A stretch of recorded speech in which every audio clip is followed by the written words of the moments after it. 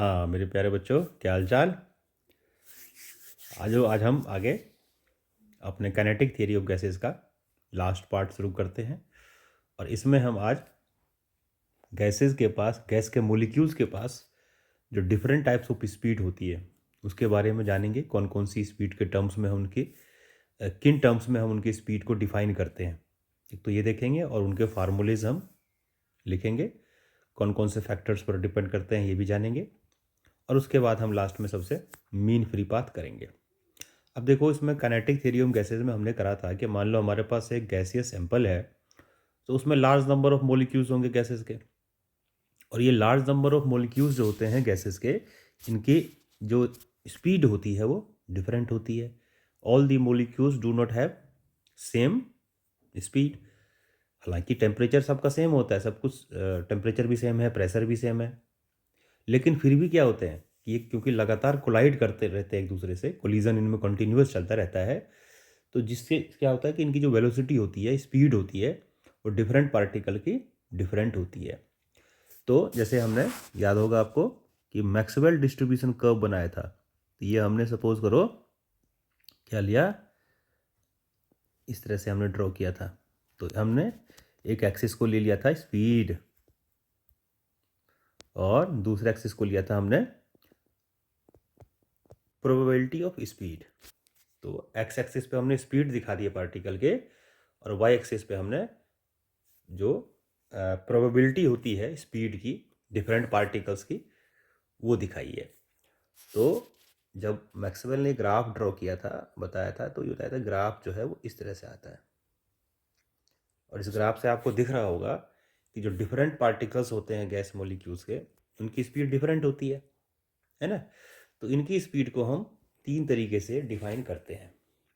Number एक, most probable speed.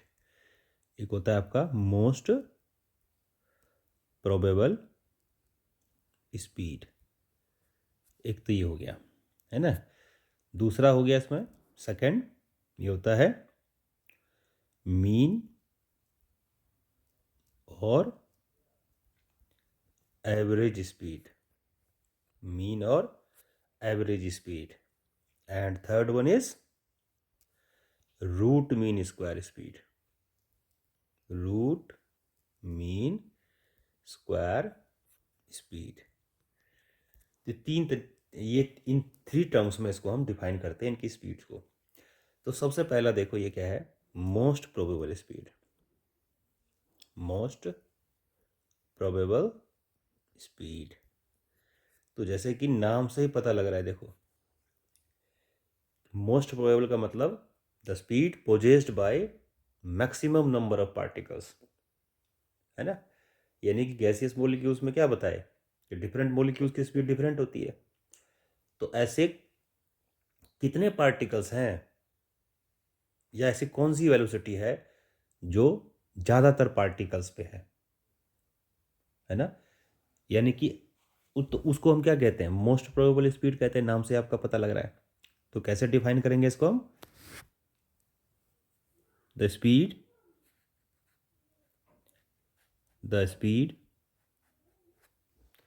possessed by maximum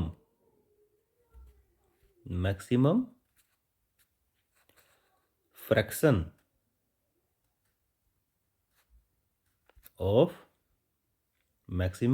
of total number of molecules of a gas. तो वो velocity या speed, sorry, जो ज़्यादातर मोलिक्यूल्स के पास होती है उसको मोस्ट प्रोबेबल स्पीड कहते हैं। इनकी प्रोबेबिलिटी पाने की सबसे ज़्यादा होगी।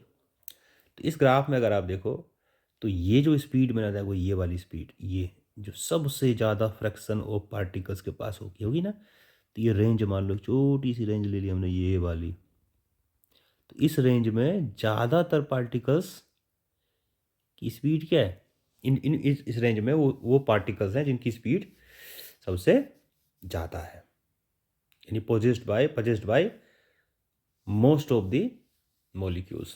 तो ये क्या है, मोस्ट प्रोबेबल स्पीड हो गया, क्योंकि प्रोबेबिलिटी यहाँ, ये प्रोबेबिलिटी कर्व है ना, वाई एक्सिस से प्रोबेबिलिटी दिखा रखी है, जिसकी प्रोबेबिलिटी सबसे ज़्यादा है वो सबसे ऊपर है ना।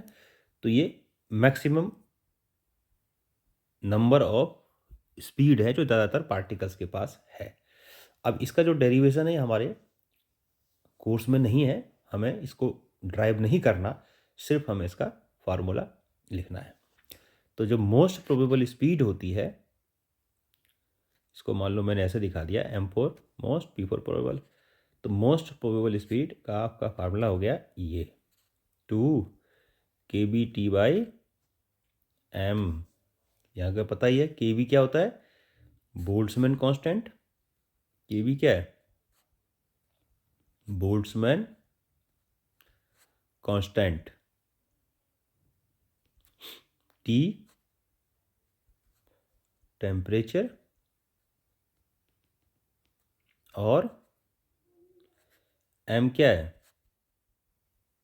Mass of the molecule of gas, molecule of gas, ये मोलिक्यूल का मास हो गया। इसमें आप एक और चीज़ कर सकते हो, चाहो तो थोड़ा चेंज कर सकते हो इस फार्मूले को, मतलब दूसरे तरीके से और भी लिख सकते हो। जैसे आपको पता है ना, बोल्ट्जमैन कांस्टेंट क्या होता है, गैस कांस्टेंट को किससे डिवाइड कर दो, एवोगैड्रो नंबर से, तो क्या हो जाएगा, m/na हो जाएगा, हो जाएगा ना। हमने यहाँ पर क्या करा है, हमने यहाँ पर kb की जगह r/na कर दिया। What is r is the gas constant. तो ऐसा करके ये जो नीचे वाली चीज़ है डिनोमिनेटर में देखो, ये mass of the one molecule, और ये क्या है, एवोगैड्रो नंबर, है ना। तो क्या हो गया, ये मोलर मास हो गया इसका। तो this is the molar mass. तो 2RT/m भी इसको आप लिख सकते हो। तो ये मोस्ट प्रोबेबल स्पीड हो गई, या इसका एक्सप्रेशन हो गया। तो किस पर डिपेंड कर रहा है, स्क्वायर रूट ऑफ टेम्परेचर पे, बाकी सब इसमें कांस्टेंट ही है। m अलग हो जाएगा अलग अलग मोलिक्यूल्स के लिए, उसका मोलिकुलर मास अलग अलग होता है या मोलर मास अलग अलग होता है ना। तो इस तरीके से हम मोस्ट प्रोबेबल स्पीड, ये चीज़ होती है। आगे आता है देखो नेक्स्ट अब, मीन स्पीड या एवरेज स्पीड। तो सेकंड चीज़ है हमारा mean speed, also called average speed. तो एवरेज तो आप सबको निकालना आता ही है ना। जब हमारे पास क्या होती है, बहुत सारी चीज़ें होती है, तो उनको हम क्या करते हैं, उनको ऐड करते हैं। बहुत सारे मेजरमेंट लिए, उनका ऐड किया और एवरेज निकाल दिया, नंबर ऑफ ऑब्जर्वेशन से डिवाइड कर दिया। जैसे मान लो तुम्हारे क्लास में 50 स्टूडेंट्स हैं, सबके कुछ कुछ मार्क्स आए, सबके मार्क्स को आपने क्या कर दिया, ऐड कर दिया और नंबर ऑफ स्टूडेंट से डिवाइड कर दिया। तो that is the average marks obtained by each student. अब जो एक्चुअल स्पीड है वो एवरेज से ज़्यादा भी हो सकती है, कम भी हो सकती है, वो अलग बात है। लेकिन जो ग्रुप की जो टेंडेंसी हम देखते हैं वो इसी एवरेज से देखते हैं। मान लो किसी ग्रुप, किसी क्लास में एवरेज मार्क्स ज़्यादा आए बच्चों के, इसका मतलब कहते हैं भाई इस क्लास के बच्चे अच्छे हैं, है ना। ऐसे कहते हैं ना, अच्छा परफॉर्मेंस है इसका। तो वही चीज़ यहाँ पे है कि ये पूरे एक कलेक्शन, सैंपल ऑफ गैस का हमें क्या बताता है, एक टेंडेंसी बताती है स्पीड की। तो एवरेज स्पीड का मतलब क्या है, कैसे करेंगे, तो वी अगर मैं लिखूँ वी एवरेज, तो वी एवरेज इक्वल्स टू बहुत सारी स्पीड लिए, अब अलग अलग पार्टिकल्स की इंडिविजुअल स्पीड ली और सबको ऐड कर दिया। मान लो n नंबर ऑफ पार्टिकल्स हैं और n से क्या कर दिया, हमने इसको डिवाइड कर दिया और ये एवरेज स्पीड आ गया।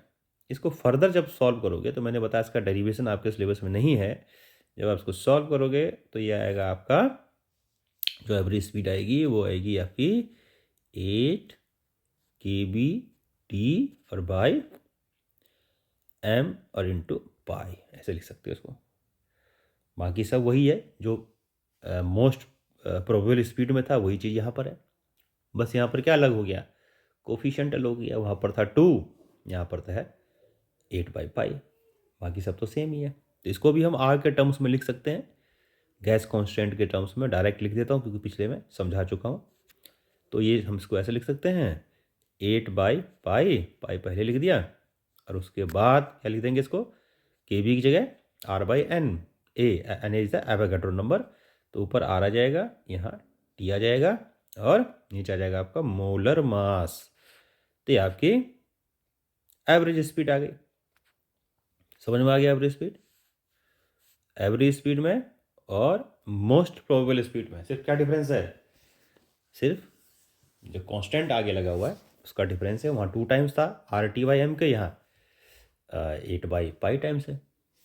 नेक्स्ट है देखो हमारा RMS स्पीड, सी पार्ट लिखते हैं, क्या है, रूट मीन स्क्वायर स्पीड। ध्यान रखना ये सब स्पीड है, अगर यहाँ कहीं एवरेज वेलोसिटी निकाल दोगे ना आप, तो एवरेज वेलोसिटी विल बी 0, क्योंकि जो पार्टिकल्स क्या होते हैं, कोई इससे टकरा रहा है, कोई इससे टकरा रहा है, कोई इससे टकरा रहा है, तो डायरेक्शन भी तो बार बार चेंज हो रहा है, तो ओवरऑल वेलोसिटी निकालोगे दैट विल बी 0। तो आपको नहीं करना, ध्यान रखना है ये क्या है, एवरेज स्पीड है, हमने खाली इसका मैग्नीट्यूड लिया है, डायरेक्शन कंसीडर नहीं किया है।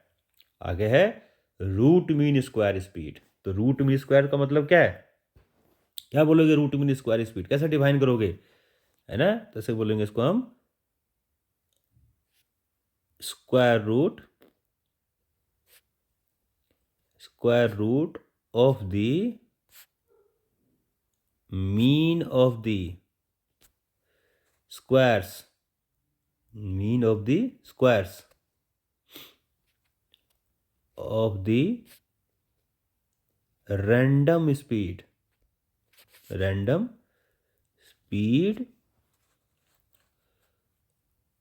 of the individual molecules। जो इंडिविजुअल स्पीड होती है मोलिक्यूल्स की, उसका RMS नाम से पता लग रहा है, स्क्वायर्स के मीन का रूट RMS स्पीड। तो VRMS equals to under root of what, V1 square plus V2 square plus so on VN square divided by N। आ गया ना, देखो, यानी जो भी इनके रैंडम स्पीड्स थी उनका स्क्वायर किया, ऐड किया, और एवरेज निकाल दिया, देन उसका रूट ले लिया, तो क्या बोलते हैं, स्क्वायर्स के मीन का रूट RMS स्पीड। और याद होगा आपको, हमने इसी चैप्टर में पीछे काइनेटिक थ्योरी ऑफ गैसेस में किया था क्या, कि एक मोलिक्यूल के पास जो काइनेटिक एनर्जी होगी कितनी होगी, 12 mv/RMS square. This is the translational kinetic energy, याद है ना, translational kinetic energy of 1 molecule of gas, ये थी। तो इसको हम किसके, और ये जो एनर्जी होती थी वो किसके इक्वल होती थी, याद है, 3/2 kBT। This is the translational energy possessed by पर मोलिक्यूल ऑफ द गैस। अब इसमें से 2 से 2 कैंसिल हो जाएगा, तो VRMS कितना जाएगा, 3 kBT डिवाइडेड बाय M का रूट। तो ये आपका RMS स्पीड आ गया। इसको भी आप पर मोल के लिए के टर्म्स में भी आप लिख सकते हैं हम लोग। तो क्या हो जाएगा फिर, ये यहाँ पर हम लिख देंगे KB की जगह R/NA। फिर वही मैं डायरेक्ट लिख देता हूँ क्योंकि पहले बता चुका हूँ एक बार। तो RT बाई ये मोलिकुलर मास और इनटू एवोगाड्रो नंबर क्या हो जाएगा, मोलर मास। तो ये आपकी RMS स्पीड आ गई, RMS स्पीड आ गई। तो ये हमारा गैसियस मॉलिक्यूल का RMS स्पीड आ गया। तो इन तीनों में अगर हम ध्यान से देखेंगे तो सिर्फ किस चीज़ का डिफरेंस है, कांस्टेंट का, बाकी सब तो सेम ही है।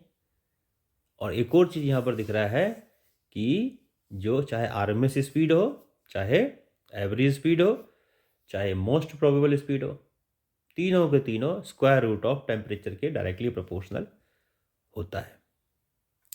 समझ में आ गई बात। अब इसमें देखो एक चीज़ आपको बता रहा हूँ कि जैसे जैसे हम मान लो सपोज करो हम दो गैस लेते हैं या दो टेम्परेचर लेते हैं, गैस तो एक ही लिया हमने, गैस या सैंपल तो एक ही लिया, और दोनों अलग अलग टेम्परेचर पे हम मैक्सवेल डिस्ट्रीब्यूशन कर्व ड्रॉ करते हैं। सपोज करो मैं यहाँ क्या करता हूँ, मैक्सवेल डिस्ट्रीब्यूशन कर्व ड्रॉ कर रहा हूँ। किसके लिए? एक ही गैस के लिए, लेकिन दो अलग अलग टेम्परेचर पे, दो अलग अलग टेम्परेचर पे। जैसे यहाँ पर हम वही स्पीड लेते हैं, जैसे पीछे बनाया था कर्व वैसे ही बना रहा हूँ, और यहाँ पर हम लेते हैं प्रोबेबिलिटी ऑफ स्पीड। तो मान लो एक मैंने गैसियस सैंपल लिया, एक मान लो कटोरा लिया, कुकर लिया, कुकर और उसमें हमने क्या कर दिया, गैस भर के इसको हीट कर रहे हैं। तो हीट करने के बाद मान लो उसको हमने 100 केल्विन तक या जो भी, जो एक पर्टिकुलर टेम्परेचर ले लिया कोई भी, और उस टेम्परेचर पे हमने उसका प्रोबेबिलिटी डिस्ट्रीब्यूशन कर्व बनाया। तो मान लो ये कर्व आ गया इसका इस तरीके से, सपोज करो ये आया। ये जो था हमारा कर्व, ये हमारा था मान लो 100 केल्विन पे, ऐसा कुछ ले लिया मैंने। अब मान लो मैंने टेम्परेचर कर दिया इंक्रीज। तो टेम्परेचर जब इंक्रीज कर दिया देखो, तो फिर कर्व ड्रॉ किया। तो मान लेता हूँ अब कुछ भी 400 मान लो कर दिया टेम्परेचर। तो कर्व जो आएगा ना वो इस तरीके से आएगा, देखो ये आएगा, ये कर्व आया, इस तरीके से कर्व आया है। ये कर्व जो है हमारा, ये 400 केल्विन पर। अब इन दोनों कर्व को आपको कुछ देख के पता लग रहा है क्या है, कि जैसे जैसे हम टेम्परेचर इंक्रीज कर रहे हैं, हायर टेम्परेचर पे गैस को ले जा रहे हैं, तो क्या हो रहा है, जो प्रोबेबिलिटी है मैक्सिमम वेलोसिटी की, देखो ये जो, जैसे अगर हम इसका निकालेंगे तो ये क्या है, इसका मोस्ट प्रोबेबल स्पीड है। ऐसे ही उसके नीचे जो आएगा थोड़ा सा, ये हमारा मान लो एवरेज स्पीड आ गया, एवरेज स्पीड आ गया। फिर एक कर्व हमारा आरएमएस स्पीड का आ जाएगा, एक लाइन। तो तीनों दोनों कर्व की अगर हम कंपेयर करते हैं, तो जो लोअर टेम्परेचर पे है ना, लोअर टेम्परेचर पे है ना, उसमें जो आरएमएस स्पीड है वो कम हो रही है। देखो 100 केल्विन पे है ना, तो जो स्पीड है वो इतनी है, मान लो V1 speed possessed by maximum. जैसे एग्जांपल बताता हूँ, मान लो मोस्ट प्रोबेबल स्पीड लेते हैं, तो ये वो पार्टिकल हैं, फ्रैक्शन ऑफ पार्टिकल है जिनके पास V1 स्पीड है। और जब टेम्परेचर हमने इंक्रीज कर दिया है ना, तो ये जो इसकी मोस्ट ये जो ये स्पीड इसकी कितनी हो गई, अब ये स्पीड इसकी हो गई इतनी, V2। तो इंक्रीज हुई कि डिक्रीज हुई? इंक्रीज हुई ना। तो जैसे जैसे हम टेम्परेचर क्या करते हैं, इंक्रीज करते हैं गैसियस सैंपल का, तो उसकी जो मोस्ट प्रोबेबल स्पीड है, आरएमएस स्पीड है, एवरेज स्पीड है, वो क्या होती है, इंक्रीज करती जाती है। V2 is greater than V1, V2 greater than V1। ऐसे और टेम्परेचर इंक्रीज करेंगे तो और होगा। और ये कर्व देखो फ्लैट होता जा रहा है, फ्लैट होता जा रहा है। यानी कि जो मोलिक्यूल्स के पास जो एक, हम कह सकते हैं कि उनके पास जो चॉइस है वेलोसिटीज का, वो इंक्रीज करते जा रहा है। यानी जैसे जैसे हम टेम्परेचर इंक्रीज करते जा रहे हैं, तो क्या हो रहा है कि जो मोलिक्यूल्स हैं वो देखो वाइड होता जा रहा है, वाइड होता जा रहा है, और प्रोबेबिलिटी कम होती जा रही है ना। प्रोबेबिलिटी कम होती जा रही है किसकी, जो ये प्रोबेबिलिटी जो इस स्पीड पे, इस ये स्पीड जो मोस्ट प्रोबेबल स्पीड है, ये V2 बढ़ तो गया, लेकिन प्रोबेबिलिटी क्या हो गई इनकी, कम हो गई। स्पीड कम तो हो गया मोस्ट प्रोबेबल स्पीड, लेकिन लोअर टेम्परेचर पे मोस्ट प्रोबेबल स्पीड कम होती है, लेकिन उसके पाने की प्रोबेबिलिटी कम होती है, उस स्पीड को पाने की। यानी कि कम नंबर ऑफ मोलिक्यूल्स के पास होता है वो, है ना। और जैसे जैसे हम क्या कर रहे हैं, टेम्परेचर को इंक्रीज कर रहे हैं, तो क्या हो रहा है कि मोस्ट प्रोबेबल स्पीड या आरएमएस स्पीड या एवरेज स्पीड इंक्रीज तो करता जा रहा है, लेकिन उस स्पीड को, वो स्पीड की जो प्रोबेबिलिटी है वो कम होती जा रही है। यानी कि कम नंबर ऑफ मॉलिक्यूल्स के पास आता है वो। तो ये हमारा आरएमएस स्पीड, और ये मतलब बताया कि जैसे जैसे टेम्परेचर इंक्रीज करते जा रहे हैं तो कर्व फ्लोट फ्लैट होता जा रहा है और स्पीड बढ़ती जा रही है, प्रोबेबिलिटी कम होती जा रही है, स्पीड इंक्रीज करती जा रही है। अगर तीनों स्पीड की अगर हम कंपेयर करेंगे, देखो तो तीनों की अगर मैं कंपेयर करूं, इन तीनों का रेशियो क्या होगा, तो this will be V most probable speed ratio average speed most probable speed, और फिर हम करते हैं मान लो एवरेज स्पीड, और फिर करते हैं हम आरएमएस स्पीड।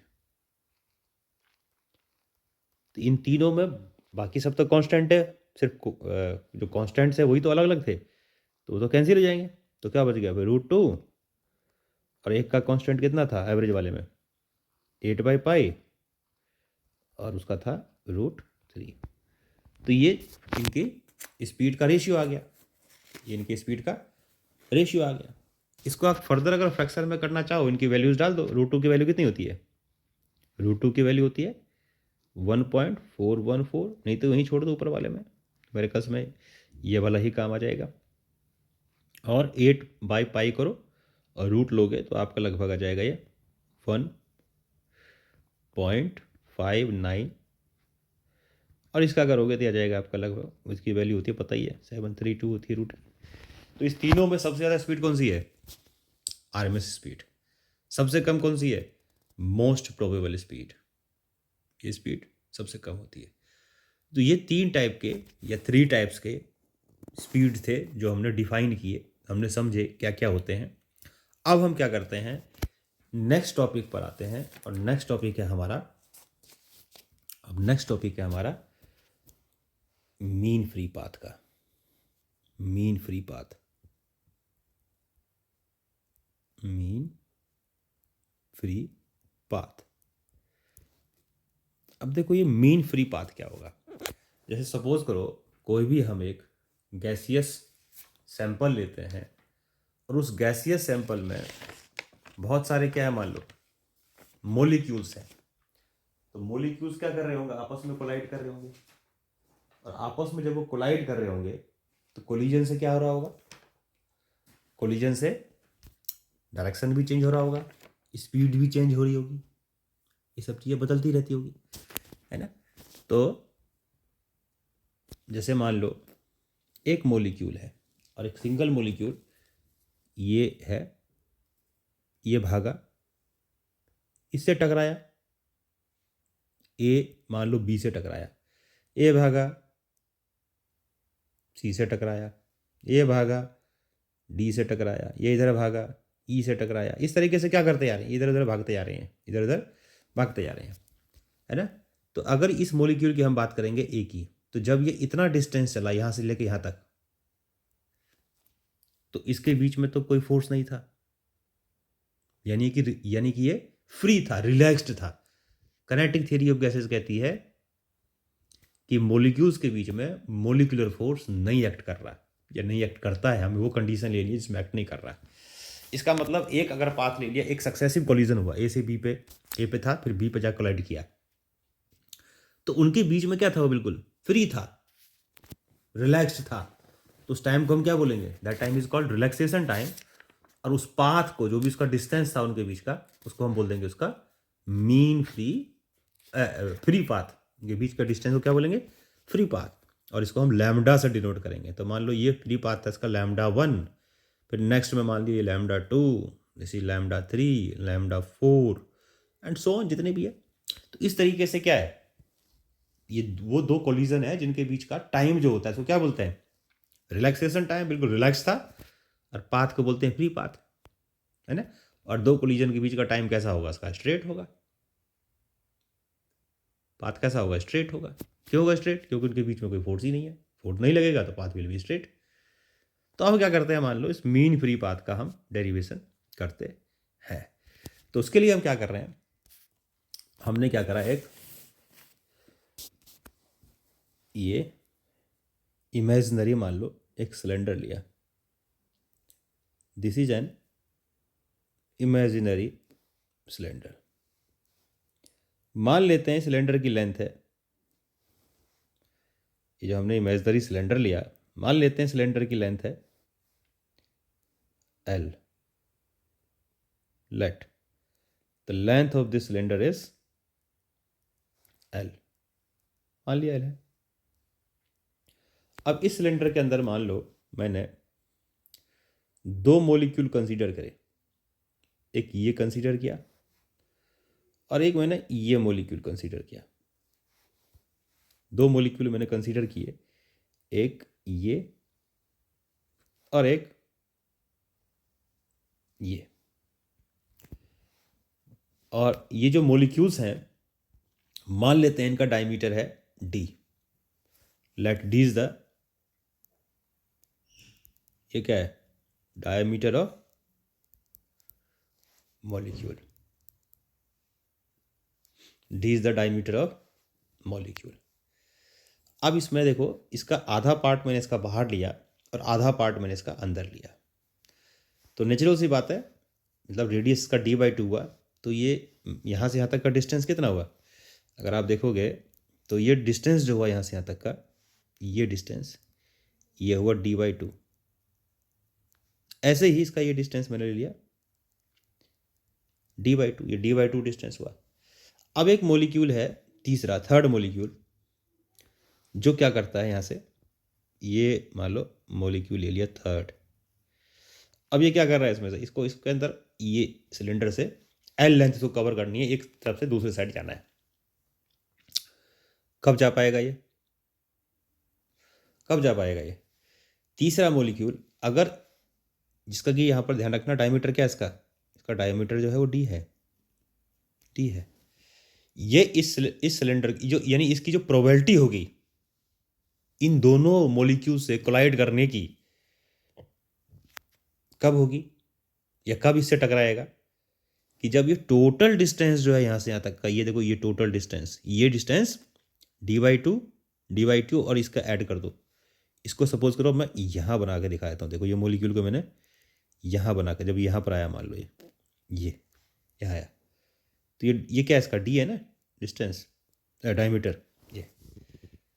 तो इसको कोलाइड करने की प्रोबेबिलिटी कब होगी, जब इस सिलेंडर का डायमीटर, ये टोटल यहाँ से यहाँ तक का डिस्टेंस है, ये यहाँ से यहाँ तक का डिस्टेंस इससे कम होगा या एटलीस्ट इसके इक्वल होगा।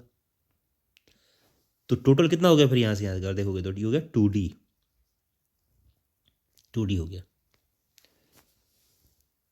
2d हो गया। तो ये मॉलिक्यूल किसी और मॉलिक्यूल से तभी टकराएगा जब वो मॉलिक्यूल इस डिस्टेंस से कम आएगा या एटलीस्ट इसके इक्वल होगा। इससे दूर होगा तो प्रोबेबिलिटी जो होगी टकराने की नहीं होगी, कोलाइड करने की नहीं होगी।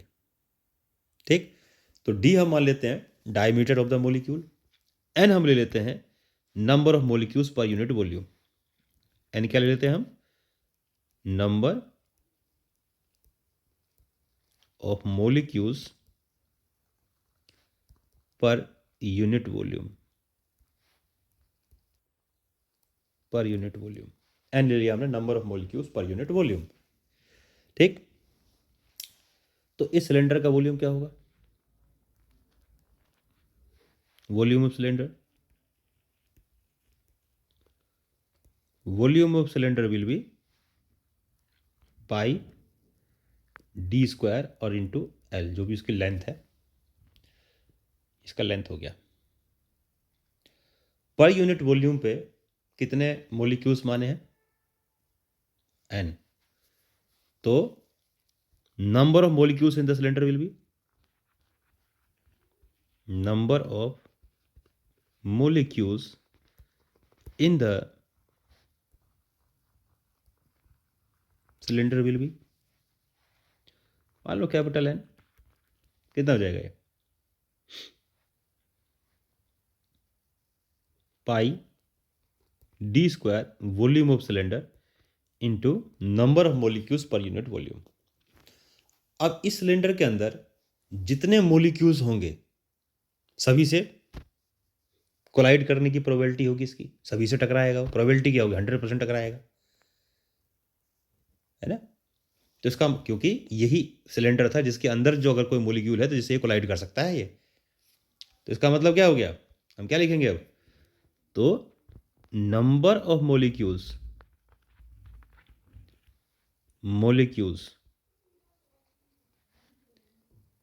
inside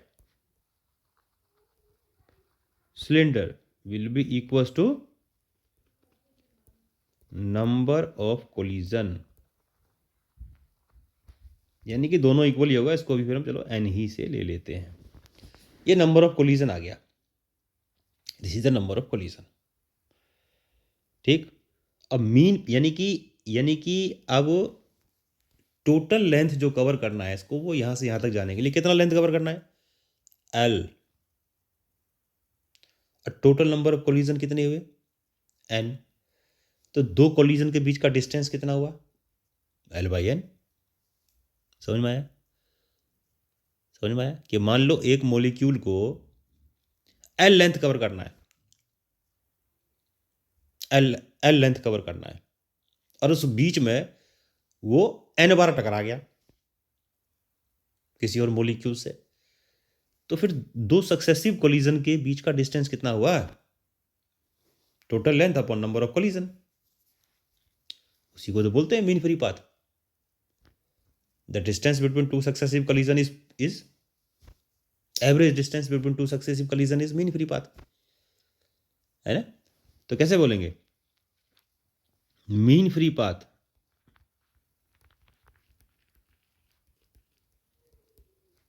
will be equals to total length of cylinder divided by total number of collision। जितनी लेंथ होगी सिलेंडर की, नंबर ऑफ कोलिजन से डिवाइड कर दो, तो उनके बीच में क्या रहा होगा, वो दो कोलिजन के बीच में रिलैक्स्ड रहा होगा। तो lambda equals to L divided by total number of collision was what, pi D square L into N, pi D square L into N. तो L से तो L कैंसिल हो गया, तो मीन फ्री पाथ का एक्सप्रेशन आ गया हमारा 1/पाई डी स्क्वायर इंटू एन, ये आ गया। देखो, अब देखो इसमें एक चीज़ है कि यहाँ हमने हमने ये माना है कि बाकी सारे मॉलिक्यूल्स तो रेस्ट पे हैं, सिर्फ एक मॉलिक्यूल जो उसको पार कर रहा है सिलेंडर को, वो मूव कर रहा है। लेकिन एक्चुअली में ऐसा थोड़ी होता है, सारे मॉलिक्यूल्स मूव कर रहे होते हैं। तो उस केस में इसको हम थोड़ा सा फार्मूले को चेंज कर देंगे, और यहाँ पर हम इफ वी कंसीडर, इस केस में क्या है कि all molecules are rest except one, जो उसको क्रॉस कर रहा है ना। अब इसमें ऐसा तो होता नहीं है कि सारे मॉलिक्यूल्स मूव करते हैं, since all molecules are moving, since all molecules are moving, सारे molecules मूव करते हैं, therefore this formula of mean free path turns to be 1/√2 times of pi d square into n। ये हो जाएगा फिर formula में, उस केस में फिर ये हो जाएगा। इसमें अब एक चीज़ और कर सकते हैं, देखो जैसे n क्या है, नंबर ऑफ मोलिक्यूल्स पर unit volume, number of molecules पर यूनिट वॉल्यूम, इसको हम कर सकते हैं n/v, इसको आप n/v लिख सकते हो। तो 1/√2 पाई डी स्क्वायर, और इसको लिख सकते हैं n/v। ये n/v what is n, n is the total number of molecule. मान लेते हैं इसमें अगर हम एज्यूम कर लें कि इफ 1 mole of gas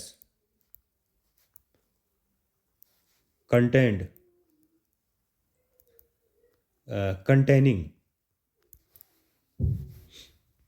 मान लो उसमें 1 mole of गैस है V वॉल्यूम पे, N 1 mole of गैस है और वॉल्यूम है इसका V कंटेनर का, तो क्या हो जाएगा फिर ये √2 पाई डी स्क्वायर और Na/V, Na for Avogadro number. Na क्या है? Na is Avogadro number, n is the Avogadro number.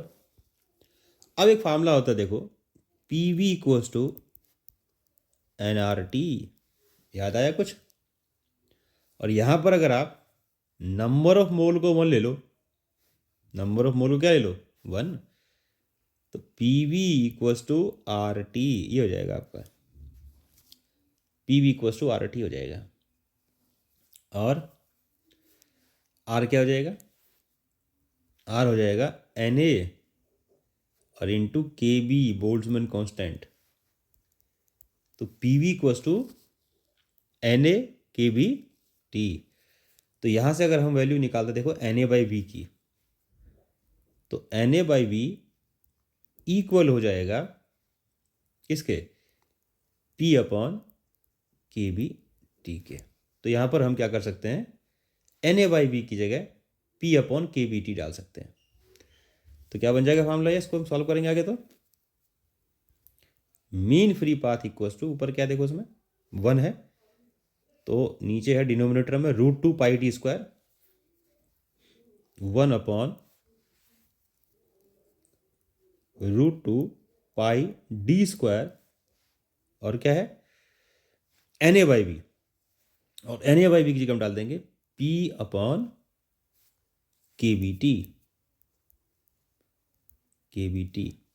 तो KBT तो चला जाएगा ऊपर न्यूमरेटर में, और यहां रहेगा √2 पाई डी स्क्वायर P।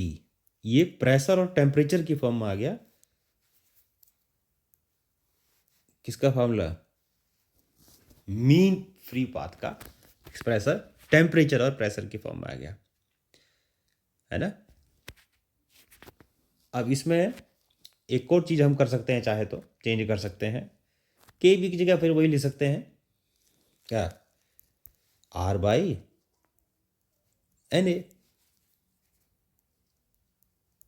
√2 पाई डी स्क्वायर Na और अपॉन P, ऐसे भी लिख सकते हैं। यहां पर हमने क्या करा, ब्रैकेट में लिख देता हूं मैं, KB की जगह डाल दिया मैंने R/Na।